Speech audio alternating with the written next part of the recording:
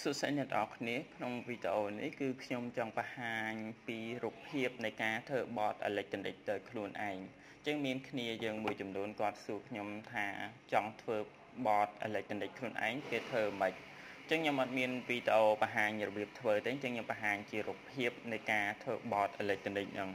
អញ្ចឹងខ្ញុំប្រាប់ពីជំហាននៃការធ្វើចឹងមែនដំបូងអ្នកទាំងអស់គ្នាអាចទៅកន្លែងគ្រឿងលក់អេឡិចត្រូនិកយើងប្រាប់អ្នកលក់ថាទិញ PCB board board ហ្នឹងគឺវាមានវាប្រទេស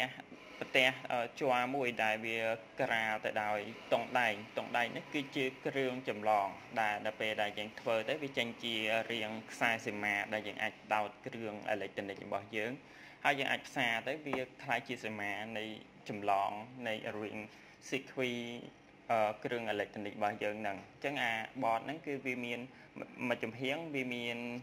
ក្រាលតុងដែងស្ដើងដែលដូចជាខ្សែភ្លើងអញ្ចឹងនៅពេលដែលយើង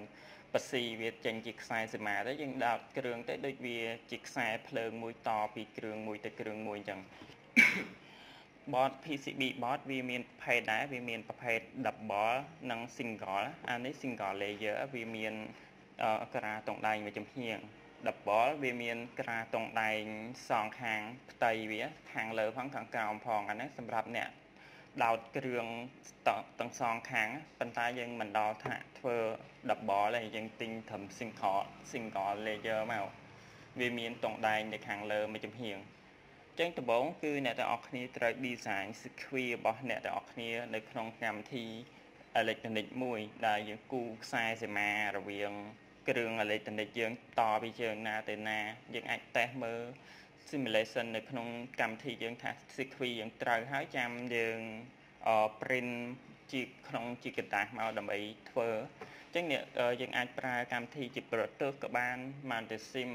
ក៏កម្មវិធី design PCB board ហ្នឹងវាមានច្រើនដែរអញ្ចឹងសម្រាប់កម្មវិធីរៀងស្រួលវាក្រែកបានអីយើងអាចប្រើប្រទើក៏បានដែរយើងអាចគូ secure រៀបចំទីតាំងគ្រឿងរបស់យើងមកតខ្សែគូពីខ្សែជើងណាទៅខាងណាហើយយើងអាចយកវាទៅ print យើងបណ្ឌិតថាវាត្រូវអស់ហើយ secure របស់យើងត្រូវអស់ហើយយើងនេះគឺយើងឧទាហរណ៍រូបនឹងយើងគូខ្សែពីគ្រឿងអេឡិចត្រូនិកយើងពីជើងណាអានេះខ្សែនេះវាក្រោមគ្រឿងវាអត់អីអញ្ចឹងដូចជាជើង resistor ទី1នេះតទៅជើងណាទៅជើងជាមួយកុងដង់ C4 ទៅឬក៏ទៅជាមួយនឹងអាគ្រឿងអីផ្សេងមួយទៅយើងគូហើយអស់ហើយគឺវាមានកន្លែងស្នាមឲ្យយើងចោះរុនដើម្បីដោតគ្រឿងហើយយើងបណ្ឌិតថា secure យើងគូត្រូវអស់ហើយអញ្ចឹងយើងអាចយកវាក្នុងកម្មវិធីហ្នឹងវាមានកន្លែងយើងឲ្យ print ហើយយើង print ទៅលើกระดาษហ្នឹងគឺយើងជ្រើសរើសយកប្រភេទกระดาษរលោងគឺដូចជាกระดาษរលោងដូចกระดาษទស្សនាវដ្តីអញ្ចឹងអាហ្នឹងអាឡូងនៅពេលដែលយើង print មកគឺយើងកុំ print នៅលើ printer ទឹកថ្នាំយើង print ប្រភេទ printer ជាតិម្សៅដើម្បីឲ្យ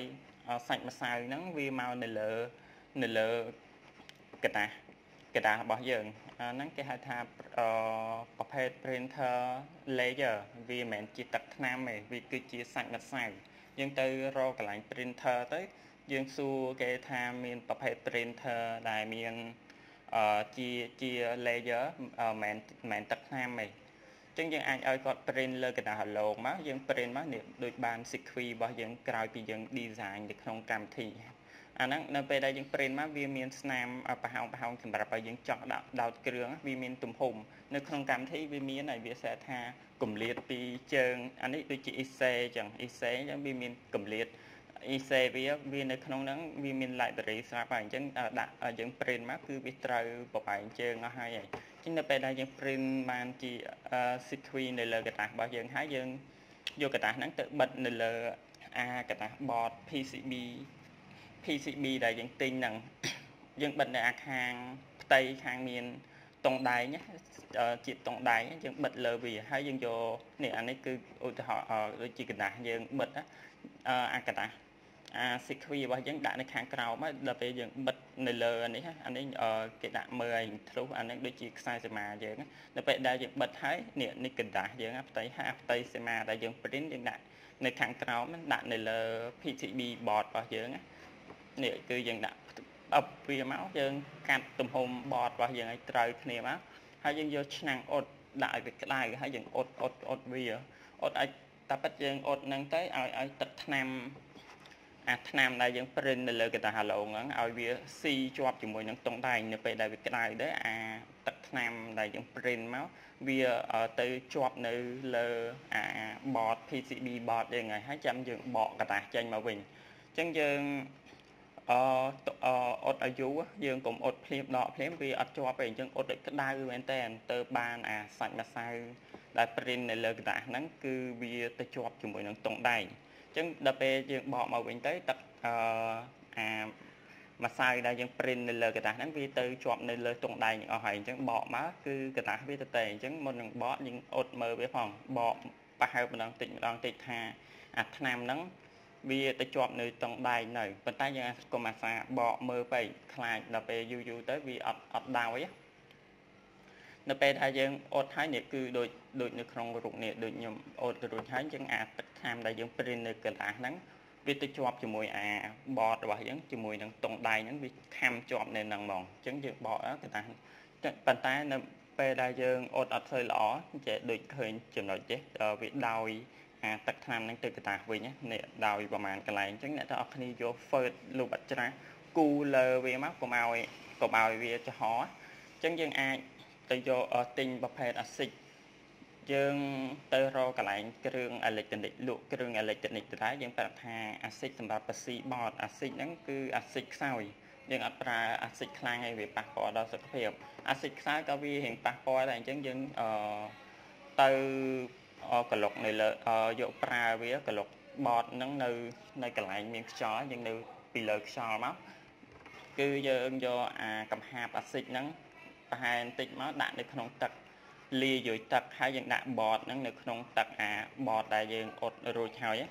ដើម្បីឲ្យអាស៊ីតហ្នឹងវាស៊ីជាតិតុងដែងទាំងអស់ដែលអាកន្លែងថ្នាំណាអត់មានគឺវាស៊ីអញ្ចឹងនៅពេលដែលអាទឹកថ្នាំព្រិនដែលយើងព្រិន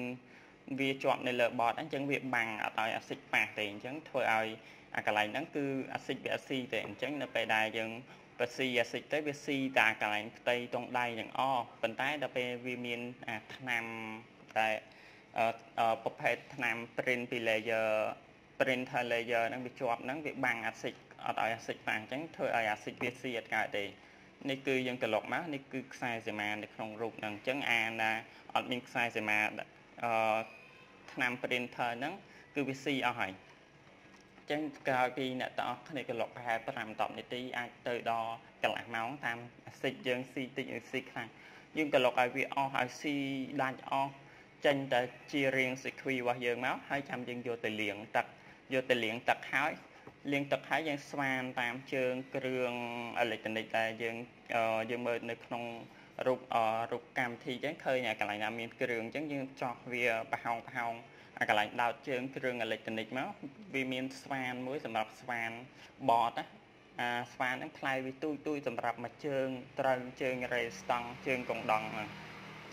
ហើយមួយទៀតអ្នកទាំងអស់គ្នាកុំព្រិនសំដៅស្វាណាដាក់ដៃឲ្យនឹងកុំឲ្យវាឆ្វេងផងវាស្ដាំផងដល់ពេលវាដូចវាមានសម្រាប់ register ជើងវាតុនយើងអាចពុតបានទេតែដល់ពេល essay វាមានជើង6ឬក៏ជើង8ដល់ជើង10អញ្ចឹងនៅពេលដែលយើងស្វានទៅវារៀងប្រឆិតទៅឆ្វេងតិចប្រឆិតទៅស្ដាំតិចអញ្ចឹងធ្វើឲ្យដោតគ្រឿងហ្នឹងវាពិបាកជើងវាត្រង់ដូចជើងវាដោតចុះទៅក្រោមហ្នឹងគឺវាមាន10ជើងអញ្ចឹងបើវាមួយចំហៀងវាមួយវាប្រឆិតទៅឆ្វេងមួយប្រឆិតទៅស្ដាំអញ្ចឹងយើងពិបាកដោតអត់ចូលទេបើជើង register វាអត់អីទេបើយើងស្វានប្រឆិតតែយើងអាចជើងវាតុនណាយើងអាចពុតទាញបានណាអញ្ចឹងកាលពីយើងដោតគ្រឿងគ្រប់អស់តាមសមាដែលយើងគូសហើយយើងអាចយកក្បាលមាន់មកផ្សារជាមួយនឹងសណអញ្ចឹងនៅពេលដែលយើងផ្សារនេះជើងខាងក្រោមនៅពេលដែលយើងផ្សារហើយបានជាបតមួយហើយគឺយើងអាចប្រើធ្វើអីមួយអញ្ចឹងដូចខ្ញុំនិយាយអញ្ចឹងអាកន្លែងដូចជាអាជើងនេះអ៊ីសេនេះអញ្ចឹងវាមានជើងដល់ទៅ32អញ្ចឹងបើយើងស្វានអាជើងខាងនេះវិញប្រឆិតទៅនេះអាខាងនេះប្រឆិតទៅខាងនេះហើយអានេះប្រឆិតទៅលើអញ្ចឹងយើងដោតអាហ្នឹងវាពិបាកដោតហើយអញ្ចឹងយើងស្វានដោតគ្រឿងអេឡិចត្រូនិកយើងបានអញ្ចឹងយើងបានជាបតមួយអញ្ចឹងនេះដូចខ្ញុំនិយាយពេលយើង គូស៊ីខ្វីហើយយើងព្រីនទឹកថ្នាំនៅលើកតាអាឡូងរបស់យើងអញ្ចឹងវាបានជាស៊ីខ្វីរបស់យើងហើយអញ្ចឹងអាខ្សែអស់ហ្នឹងដូចយើងចម្លងពីជើង resistor មួយទៅជើង resistor មួយអាហ្នឹងដូចជាខ្សែភ្លើងអញ្ចឹងគ្រាន់តែថាគ្រឿងធំយើងតខ្សែបានប៉ុន្តែនៅលើ board គឺយើងទៅការខ្សែដែរតែខ្សែតង់ដៃដែរតែខ្សែនៅលើ board មកវាអត់ចេញពី board អញ្ចឹងវាជាប់អញ្ចឹងយើងស្រួលប្រើធ្វើជា board មួយធ្វើគ្រឿងអេឡិចត្រូនិកអញ្ចឹងយើងផ្សារហើយយើងយកទៅអ៊ុតនៅលើ PCB board យើងអ៊ុតឲ្យចេញទឹកថ្នាំចេញពីกระดาษហ្នឹងឲ្យទៅជាប់ជាមួយនឹងអា board តង់ដៃយើងហើយយើងដាក់ទៅក្នុងអាស៊ីចក្លុកគឺវាស៊ីអាផ្ទៃនិយាយរួមឲ្យទៅត្រូវតង់ដៃគឺវាប្រតិកម្មវាស៊ីអស់លេងហើយលើកលែងតែអាកន្លែងខ្សែដែលជាប់ទឹកថ្នាំរបស់យើងទេវាបាំងអាស៊ីចវាអាស៊ីចវាអត់បានអញ្ចឹងបានវានៅសល់នេះនៅពេលដែលយើងក្លុកហើយគឺយើងលាងទឹកឲ្យស្អាតវាចេញជាខ្សែសេមារបស់យើងខ្សែសេមាសម្រាប់ចម្លងគ្រឿងអេឡិចត្រូនិករបស់យើងហើយយើងចាំដោតស្វានហើយដោតគ្រឿងផ្សារហ្នឹងវាចេញជាបតមួយហើយបាទអរគុណ